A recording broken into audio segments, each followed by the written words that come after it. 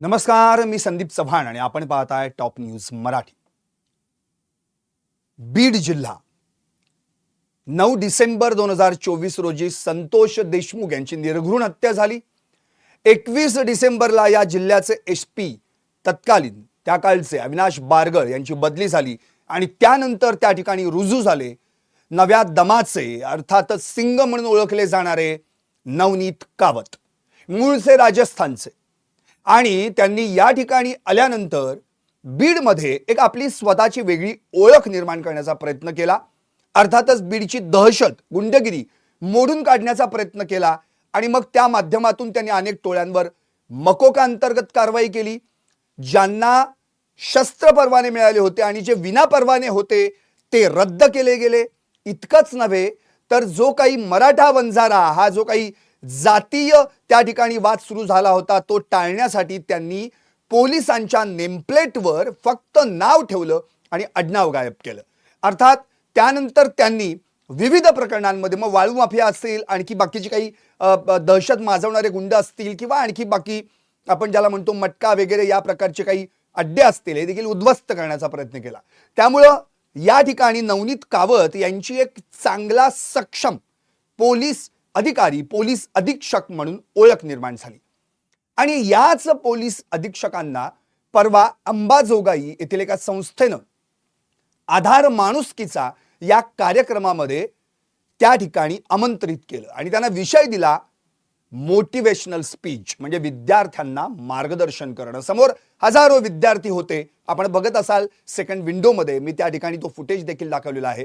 रविवारी 6 जुलैला त्यांनी त्या ठिकाणी जाऊन भाषण देखील केलं. ते सपत्नीक गेले होते आणि मग त्यांनी त्यांच्या संपूर्ण जीवनाचा आलेख आपल्या विद्यार्थ्यांसमोर मांडला. अर्थात तो खरंच मोटिवेशनल होता. सगळ्यांना त्याच्यातूनच प्रेरणा मिळेल, प्रश्नच नाही.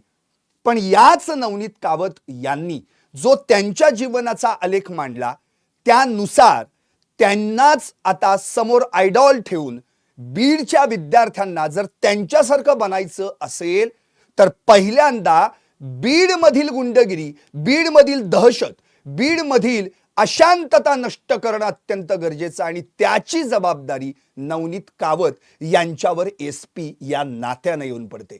त्यामुळं नवनीत कावत साहेब, तुम्ही भाषण खूप छान केलं, प्रश्नच नाही. आता मला इतकंच म्हणायचं आणि त्याच्यावरच माझं लाईव्ह आहे. कावत साहेब, तुम्ही भाषण छान ठोकलत, पण आता आरोपींना ठोका. तुम्ही तर टॉपर, मग बीडमधील गुन्हेगारीला कधी लागणार स्टॉपर? बीडच्या या परीक्षेत तुम्ही टॉप राहाल ही अपेक्षा.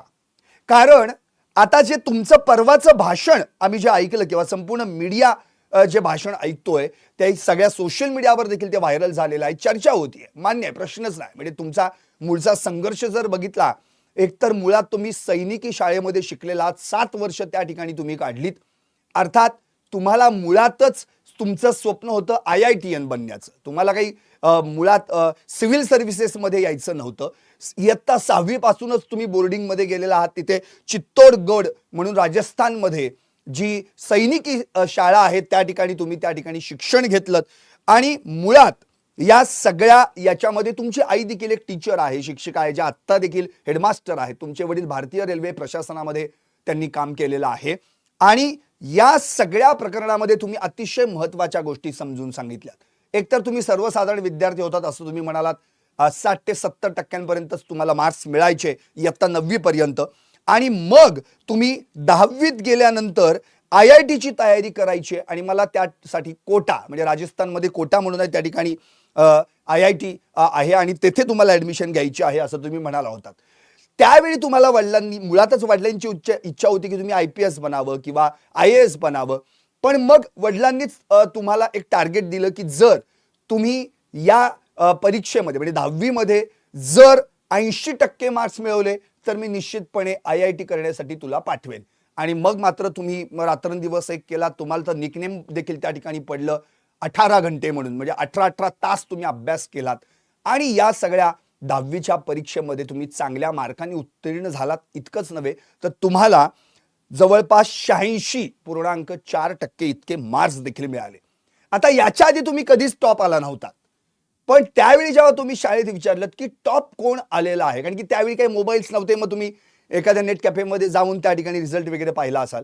पण जेव्हा तुम्हाला शाळेनंच कळवलं की तुम्हीच टॉपर आलेला आहात, तेव्हा अर्थातच तुम्हाला तो आनंद झाला आणि तो जो ते साल जे होतं ते होतं 2005 आणि 2005 मध्ये तुम्ही टॉपर आलात आणि तिथून तुमचा कॉन्फिडन्स उफाळून आला असं तुम्ही म्हणताय. अर्थात समोर विद्यार्थी होते, त्यामुळे त्यांना हे सांगायचं की शालेय विद्यार्थ्यांना तुमच्या 10वीचा अनुभव तुम्ही सांगितलात. अर्थात त्यानंतर जो तुम्हाला कॉन्फिडन्स 10वीत जो मिळाला, तो कॉन्फिडन्स अतिशय महत्त्वाचा वाटला आणि मग मात्र तुम्ही टार्गेट अचीव्ह करायचं असेल तर भविष्यात आता कोणतंही संकट येऊ दे, मी 10वीचं आठवेन असं तुम्ही म्हणाला होतात. या सगळ्या प्रकरणांमध्ये आणखी एक ट्विस्ट तुम्ही सांगितला होता की शुभचिंतक प्रत्येकाच्या घरात असतात, त्याला कोट अनकोट आहे. त्यावेळी तुमची आजी म्हणून तुमची शुभचिंतक होती, अरे याच्याकडनं काही होणार नाही वगैरे, कारण की त्यांचाच मुलगा म्हणजे तुमचा मामा नात्यानं त्यांनी देखील IIT साठी कोचिंग लावलं होते आणि तुम्ही विदाऊट कोचिंग IIT करण्याचा प्रयत्न केलात आणि त्यात तुम्ही सिलेक्ट झालात आणि ते काही सिलेक्ट झाले नाहीत. अर्थात त्यानंतर तुम्ही IIT मध्ये गेलात आणि सिव्हिल सर्व्हिसेसमध्ये तर तुमची काही इच्छाच नव्हती, म्हणजे मुळात तुम्हाला ते करायचं नव्हतं. पण वडिलांची इच्छा होती IAS IPS करावं. शेवटी नंतर इंजिनिअरिंगची तुम्ही 4 वर्ष पूर्ण केलीत आणि हैदराबादमध्ये तुम्ही 1 वर्ष सॉफ्टवेअर इंजिनियर म्हणून काम देखील केलं. अगदी 10 लाखाचं पॅकेज तुम्हाला 2012 ते 13 या दरम्यान मिळालं असं तुम्ही स्वतःहून सांगितलं. त्या काळी 2012 ला 10 लाख म्हणजे विचार करा. अर्थात तिथं गेल्यानंतर तुम्हाला सारखं आठवायला लागलं की आईवडिलांनी आपल्याला काय शिकवलंय, देशसेवा करणं, आणि मग मात्र तुम्ही त्या नोकरीचा थेट राजीनामा दिलात. त्यावेळी तुम्हाला तुमच्या साहेबांनी विचारलं होतं की तुम्हाला का राजीनामा द्यावासा वाटतोय, तुम्ही का इथून सोडून जाताय, पुढे चांगलं पॅकेज मिळेल. त्यावर तुम्ही जे उत्तर दिलं ते अतिशय महत्त्वाचं होतं. मला युनायटेड स्टेट्स म्हणजे अमेरिकेसाठी काम करायचं नाहीये, मला भारत देशासाठी काम करायचंय आणि तात्काळ तुमचा राजीनामा देखील त्यांनी मंजूर केला. आता यानंतर तुम्ही दिल्ली गाठलीत, UPSC केलीत. UPSC मध्ये 2 अटेम्प्ट मी देणार. जर त्या अटेम्प्ट मध्ये मी सिलेक्ट झालो, पास झालो, क्रॅक केली UPSC तर ठीक, नाहीतर मी दुसरं कुठलं तरी क्षेत्र निवडेन, पण मी देशसेवा करेन. शेवटी 2013 ला तुम्ही खूप चांगली तयारी केलीत, अटेम्प्ट दिलात आणि मग त्या ठिकाणी प्रिलिम देखील तुम्ही त्या ठिकाणी क्रॅक केलीत, नंतर मेन क्रॅक केलीत, इंटरव्ह्यू क्रॅक केलीत, IRS ची पण इंटरव्ह्यू क्रॅक केलीत आणि शेवटी तुम्ही IPS साठी सिलेक्ट झालात. जेव्हा तुम्हाला मेनचा रिझल्ट लागला तेव्हा तुम्ही अलिबागच्या बीचवर होतात असं स्वतःहून म्हणालात, कारण तुमचं महाराष्ट्राची काहीतरी कनेक्शन आहे आणि शेवटी आता तुम्ही IPS होऊन बीडमध्ये आलात. इंटरव्ह्यू सिलेक्शन झालं.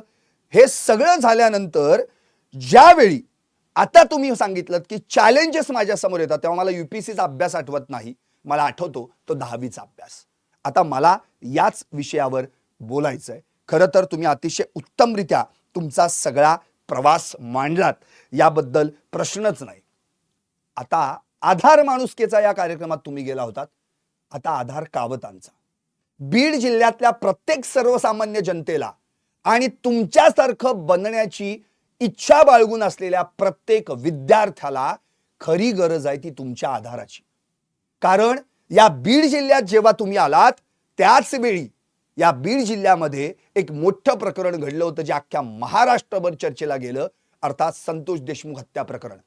त्यांना देखील 2 मुलं, एक मुलगी आता 12वीची परीक्षा उत्तीर्ण झाली, नीट परीक्षा उत्तीर्ण झाली, डॉक्टरसाठी तिने आता ऍडमिशन घेतलेलं आहे. तिचा छोटा भाऊ सैनिकी शाळेमध्ये गेलेला आहे. पण हे सगळं जरी त्यांच्या बाबतीत घडलं गेलं असलं तरी देखील त्यांचे वडील हे बघायला आज हयात नाहीयेत आणि ते प्रकरण घडलं होतं तुम्ही यायच्या आधी 8 दिवस. खरं तर याच कारणास्तव तुमची त्या ठिकाणी बदली करण्यात आली, जेणेकरून तुम्ही बीड मधली कायदा व सुव्यवस्था सुधारणार आहात. तुमच्या खांद्यावरती जबाबदारी आहे. त्यामुळे तुम्ही भाषण खूप छान ठोकलत. आता इच्छा आहे तुम्ही आरोपींना पण ठोकून काढा, कारण तुमच्या समोर खूप आव्हानं आहेत. या बीडमध्ये वाळू माफिया, राख माफिया, या जोडीलाच गुंडगिरी, दहशत, या जोडीला विनयभंग, अत्याचार, इकडे खून आणि असे बरेचसे प्रकरण घडतात जे तुम्ही आता गेल्या 7 महिन्यांमध्ये अनुभवत आहात. त्यामध्ये तुम्ही खूप चांगल्या पद्धतीनं काम करून त्या ठिकाणी पोलिसांच्या देखील एकाच पोलीस ठाण्यात असलेल्या अनेक पोलिसांच्या गेली अनेक बरीच वर्षे एकाच ठिकाणी थांबलेल्यांच्या बदल्या देखील तुम्ही केल्यात. तुम्ही नेमप्लेटवर फक्त नाव ठेवलं, आडनाव त्यातून गाळून काढलं, हे सगळं काही उत्तम केलं तुम्ही. पण अजूनही अशी काही प्रकरणं आहेत ज्या प्रकरणांमध्ये न्यायच मिळालेला नाहीये. एक तर वाल्या तुरुंगात आहे वाल्मिक कराड, पण त्याच्या अनेक टोळ्या त्या बीडमध्ये आजही दहशत माजवत आहेत. महादेव मुंडे प्रकरण, हे महादेव मुंडे प्रकरण 18 महिने झाले घडलंय. तुम्ही यायच्या आधी 11 महिने आणि तुम्ही आल्यानंतर आता 7 महिने झाले. अजूनही या प्रकरणातले आरोपी कोण हे अजून समोर आलेलं नाहीये. इकडे कुठेतरी कधीतरी वाल्मिक कराडकडे त्याची सुई जातीये किंवा आणखी काही बाकीच्या आरोपींची नावं निष्पन्न होत आहेत, पण अजूनही खरा आरोपी कोण? याच प्रकरणात तुम्ही 7 पोलीस अधिकारी, तपासी अधिकारी बदललेले आहेत, त्यातले 3-4 तर तुम्हीच बदलले असतील. त्यामुळे मला हा प्रश्न पडलेला आहे की या महादेव मुंडे यांची जी आता मुलं उघड्यावर पडलेली आहेत, त्यांना देखील तुमच्यासारखं शिकायचंय. त्यांचंही स्वप्न आहे की मला नवनीत कावत बनायचंय. त्यांचं देखील स्वप्न आहे मला देशासाठी लढायचंय, देशासाठी काहीतरी करायचंय. अनेक खुनांमध्ये अनेकांचे वडील मारले गेलेले आहेत. त्यांची उघड्यावर पडलेली जी मुलं आहेत त्यांना सुद्धा देशासाठी काहीतरी करायचंय, ते त्यांचं स्वप्न आहे. आणि आता यासाठी खरी गरज तुमची आहे. कारण की तुम्ही म्हणाला होता की परीक्षा ही प्रत्येक वेळी बदलत जाते, तिचा प्रकार बदलत जातो. जसं तुम्ही एक वाक्य उच्चारलात, आता माझ्यासाठी परीक्षा म्हणजे बीड आहे. मला पण हेच म्हणायचंय. तुम्ही 11वीला टॉपर, 10वीला टॉपर होतात, 11वीला टॉपर होतात, 12वीला टॉपर होतात. मग आता बीड जिल्ह्यातल्या गुन्हेगारीला तुम्ही स्टॉपर का लावू शकत नाही? 7 महिने झाले ना आता. आणि सगळ्यात महत्वाची गोष्ट म्हणजे हे जे काही आता बीडमध्ये चाललेलं आहे, खरं म्हणजे बीडमध्ये तुम्ही बोललात ते अगदी बरोबर आहे. हा पेपर तुमच्यासाठी खूप अवघड आणि कठीण आहे. हा पेपर सोडवायचा आणि तुम्हाला याच्यात टॉप व्हायचंय. आणि ही आमची अपेक्षा आहे की तुम्ही टॉप व्हावं. कारण की आतापर्यंत बीड जिल्ह्यामध्ये जी काही गुन्हेगारी, मागच्या वर्षी आपण बघितलं, गेल्या 10 महिन्यात 36 हत्या झालेल्या आहेत. आणि या सगळ्या बीडमध्ये आतापर्यंत जे काही गुन्हे घडले त्याची लांबलचक यादी आहे. त्यामुळे या ठिकाणी जी आता मुलं शिकण्याची स्वप्न पाहत आहेत त्यांना हळूच कुठेतरी वाम मार्गाला लावून कुठल्या तरी टोळीमध्ये अडकवलं जातं आणि त्यातून त्याचं शिक्षण बर्बाद होऊन मग तो मात्र आपलं कुटुंब आणि स्वतःचं आयुष्य देखील बर्बाद करतो. यासाठी तुम्ही त्यांच्या समोर आदर्श म्हणून उभं राहिलं पाहिजे. तुमचं भाषण अतिशय उत्तम आहे, प्रश्नच नाही. ते भाषणामध्ये तुम्ही जे काही स्पष्टपणे जो काही सगळा उल्लेख केलेला आहे त्यातून, आणि अस्खलित मराठी, खूप सुंदर मराठी बोललात तुम्ही, छानपैकी मराठी बोललात तुम्ही मूळचे राजस्थानी असलात तरी तुम्ही सुंदर मराठी बोललात. पण आता इथल्या मराठी विद्यार्थ्यांना, इथल्या वेगवेगळ्या जाती धर्मातल्या विद्यार्थ्यांना अतिशय उत्तम असं शिक्षण मिळवण्यासाठी ते जेव्हा घराच्या बाहेर पडतात तेव्हा ते असुरक्षित असतात. परवाच आपण प्रकरण बघितले बीड शहरातलं, पोक्सो अंतर्गत त्या शिक्षकांवर गुन्हा दाखल झालेला आहे. ते लंपट शिक्षक ज्यांनी आपल्याच क्लासमध्ये शिकणाऱ्या विद्यार्थिनींना बॅड टच केला, त्यांचे नग्न करून त्यांचे फोटो काढले गेले. या सगळ्या प्रकरणांमध्ये आणखी अशी काही प्रकरणं आहेत ज्या प्रकरणांमध्ये कितीतरी जणांचे वडील मेलेले आहेत. काही जणांना आपले वडील कुठं मेले, का, कुणी मारलं याची देखील उत्तरं सापडलेली नाहीयेत. त्यामुळे अशा प्रसंगामध्ये तुमची खरी गरज आहे. तुमच्या भाषणात तर गरज आहेच, ती तुम्ही अतिशय उत्तमरित्या पेललीत, पण आता गरज आहे ती तुमच्या धाकाची. तुम्ही एक SP बनून त्या बीडचे जिल्ह्याचे पालक बनून त्या ठिकाणी काम करताय आणि हा पेपर तुम्हाला सोडवायचा आहे आणि याच्यात तुम्हाला उत्तमरित्या टॉपर व्हायचंय. आणि हे टॉपर बनण्यासाठी तुम्ही प्रयत्न करणं अत्यंत गरजेचं आहे. आता मुळातच तुमच्याकडे असलेली सगळी रसद, म्हणजे जे काही सगळे पोलीस वगैरे आहेत यांच्यातलं जे काही कलुषित प्रकार असेल तो सगळा तुम्ही काढण्याचा प्रयत्न केला. इकडचा तिकडे, तिकडचा इकडे टाकलात, तुम्ही सगळं केलं, रिशफल केलं सगळं. पण याच्यात आणखी असे कोण आहेत का जे आरोपींनाच मदत करतायत म्हणून, जे अजूनही त्या वाल्मिक कराड याच्या दहशतीच्या नावाखाली त्याच्याकडनंच मिळालेल्या चिरीमिरीवर चालतायत? असे काहीतरी शोधून काढा. कारण की बीडमध्ये अशी परिस्थिती आहे की गुन्हाच दाखल केला जात नाहीये. केला तर जो मूळ आरोपी आहे तो सापडतच नाही, त्याचं नावच चार्जशीट मध्ये येत नाहीये. अशा बऱ्याच गोष्टी आहेत. अजूनही काही फरार आरोपी आहेत, मोकाट फिरतायत खुनाच्या गुन्ह्यात, 307च्या गुन्ह्यात. त्यांना पकडण्यासाठी तुम्ही आता या ठिकाणी प्रयत्न करणं अत्यंत गरजेचं आहे. त्यामुळे अशा सगळ्या प्रकरणांमध्ये तुम्ही पुढाकार घ्यायला हवा. खरं तर मुख्यमंत्र्यांनी तुमची नेमणूक केली ती याच पार्श्वभूमीवर की बीड मधली कायदा व सुव्यवस्था जी काही आता विस्कळीत होऊ पाहते ती पूर्णपणे जर आता पुन्हा एकदा उत्तमरित्या सांभाळायची असेल तर ते तुमच्या हातात दिली पाहिजे, म्हणून त्यांनी तुमच्या हातात दिली. पण तरी देखील तुम्ही आल्यानंतर बीडमध्ये गुन्हे थांबलेत का? कुठेतरी विनयभंग घडतोय, छेडछाड घडतीये, लैंगिक छळ घडतोय, लैंगिक अत्याचार होतोय, खून होतोय. या सगळ्या प्रकरणांमध्ये आता तुम्ही प्रत्यक्ष लक्ष घातलं पाहिजे. कारण तुम्ही स्पष्ट म्हणलेला आहात तुमच्यासाठी परीक्षा बीड आहे. आणि या बीडला ही जी लागलेली भ्रष्टाचाराची कीड आहे, अत्याचाराची कीड आहे, गुंडगिरीची कीड आहे, हिला पूर्णपणे संपवण्यासाठी तुमची गरज आहे. त्यामुळे तुमच्या भाषणाची गरज विद्यार्थ्यांना आहे हे प्रश्नच नाही. पण या विद्यार्थ्यांना सुरक्षित ठेवण्यासाठी, त्यांचे पालक सुरक्षित आणि शांततेत त्यांनी जीवन जगावं यासाठी तुमच्या पोलिसी खाक्या वर्दीची, खाक्या धाकाची गरज आहे. यासाठी जसं तुम्ही मार्गदर्शन केलं ना आता विद्यार्थ्यांना, तसंच तुमच्या पोलिसांना देखील एकदा मार्गदर्शन करावं अशी माझी फार इच्छा आहे. तुमच्या सगळ्या खात्यातले जेवढे सगळे पोलीस कर्मचारी असतील त्यांना सगळ्यांना एकत्र घ्या. तुमचा जीवन प्रवास त्यांना पुन्हा एकदा सांगा. आपण का आलोय, का या क्षेत्रात आलोय, का पोलीस दलात आलोय आणि आपण नेमकं ज्या सरकारचं या ठिकाणी देणं लागतो, ज्या जनतेचं देणं लागतो, त्याच्यासाठी आपण काम करणं अपेक्षित आहे हे तुम्ही त्यांना सांगणं अपेक्षित आहे. आणि यासाठी तुमच्याकडनं प्रयत्न व्हायला हवेत. खरं तर तुमच्या भाषणातून केवळ विद्यार्थ्यांनीच नाही, अनेकांनी त्यामधून प्रेरणा घेतलेली आहे. पण हीच तुमची क्लिप जर उद्या तुमच्याच पोलीस खात्यातल्या पोलिसांना ऐकवली तर त्यांच्या लक्षात येईल 10 लाखाचं पॅकेज, IITN असलेला माणूस देशसेवेसाठी सिव्हिल सर्व्हिसेस मध्ये येतो आणि उत्तमरित्या आज IPS बनून एका जिल्ह्याचा SP बनतो. हे कार्य जे तुम्ही करून दाखवलं ते कार्य यांना सांगा. कारण की अपेक्षा आहे या सगळ्या लोकांकडून अतिशय उत्तमरित्या बीडमध्ये कायदा व सुव्यवस्थेचं पालन होण्यासाठी प्रयत्न केले जातील. त्यामुळं खरी अपेक्षा तुमच्याकडून आहे. कारण की तुम्ही बीडचे आधार आहात.